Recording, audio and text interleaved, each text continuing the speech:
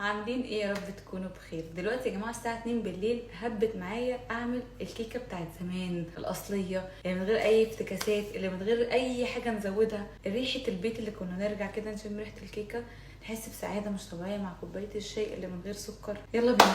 والساعه 2 بالليل واللي يحصل اللي يصير يصير. خلاص هسخن الفرن بقى بتاعي. اول حاجه على ما نخلص الكيكه يكون سخن، ولازم نشطف البيت كويس جدا قبل ما نستخدمه في اي حاجه في حياتنا، لانه طبيعي جاي من فرخه فلازم يتنضف الاول قبل ما نستخدمه يعني. جبت بقى دلوقتي خلاط وكوبايه. الكوبايه دي هعاير بيها كل حاجه، لازم نبقى نفس المقاس بالظبط، ايا كان مقاس الكوبايه بس عايره بنفس مقاس الكوبايه. هحط كوبايه الا ربع زيت،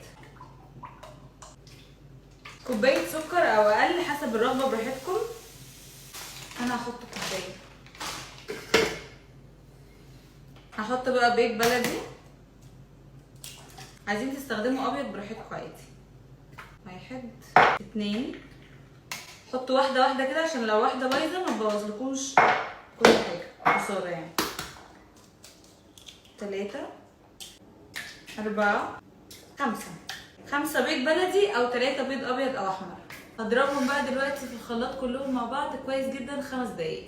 اهم مكون كنت هنساه الفانيليا. حطوا كيسين من الفانيليا او عايزين 4، بس انا خايفه تقولي لي هتمرر، بصراحه هحط 4. ما بتمررش يا جماعه معايا الحمد لله والله، بتبقى زي الفل. عايزين تحطوا كيسين حطوا، عايزين تحطوا معلقه صغيره حطوا. المهم ان احنا دلوقتي حطينا السكر والزيت والبيض والفانيليا. يلا بينا بقى دلوقتي نضربهم كلهم مع بعض. نضربهم 5 دقايق كده مع بعض لحد ما لونهم يبقى كريمي كده.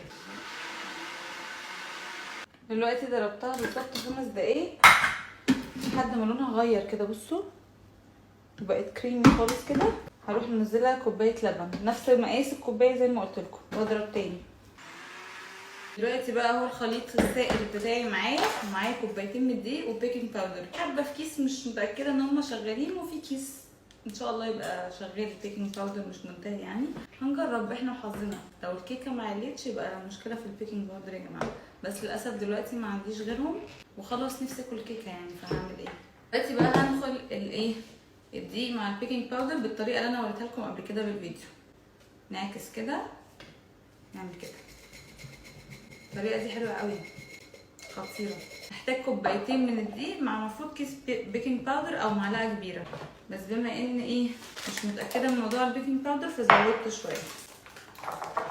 هنعاير بنفس الكوبايه للمره المليون.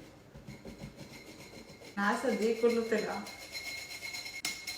بس ننزل بقى وانا بقلب. مهم جدا يا جماعه ان احنا لما بنيجي نحط الدقيق ما بنضربش بقى كتير. ليه؟ عشان ده سبب من اسباب هبوط الكيكه، ان احنا لما بنحط الدقيق بنضربه كتير او نحط الدقيق في الخلاط ونضربه جامد قوي، فهتلاقوا الكيكه عليت قوي وبعد كده بتروح هابطه على طول. مين يا جماعه بيعشق الخليط ده زي كده؟ ياكله ني قبل السوا، بيبقى طعمه وهمي. انا واخواتي كنا بنموت بعض عليه صراحه. دلوقتي بقى هبطن الصينيه اللي انا هعملها. ماشي، زيت كده اروح عاملاه بالفرشه وارش رشه دقيق خفيفه كده. بسم الله الرحمن الرحيم. بسم الله الرحمن الرحيم. شايفين الجمال ولا مش شايفين؟ فنانه بجد، اموت واقعد اشكر في نفسي.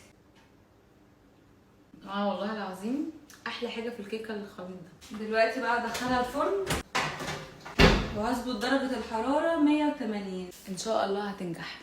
بسم الله، شكلنا نجحنا ما شاء الله. صراحة يا جماعة انا مش قادرة استناها تبرد فهقطعها، بس هو الصح ان احنا نستناها تبرد طبعا، بس مش قادرة. عايزة كوباية شاي دلوقتي حالا كده واندمج. بتحبوا بقى الاطراف ولا اللي في النص؟ انا بالنسبة لي بحب اللي في النص قوي. حماسي للكيكة مرعب. يا لهوي على جمال لونها. ايه ده؟ ايه يا جماعة ده؟ لونها مش طبيعي. بتاعت زمان بجد، بتاعت زمان قوي. لا لا لا لا لا لا لا لا لا. انتوا شايفين ولا مش شايفين؟ ازاي طلعت كده؟ على فكره انا مش شاطره قوي في الحلويات يعني، مش بتاعتي. الكيكه طلعت ما بتهزرش. ايه ده بقى؟ ده بصوا قطنيه ازاي. قوموا بقى اعملوها وقولوا لي رايكم بسرعه يا جماعه. والله العظيم الكيكه مش طبيعيه. شاي بقى. تصبحوا على خير.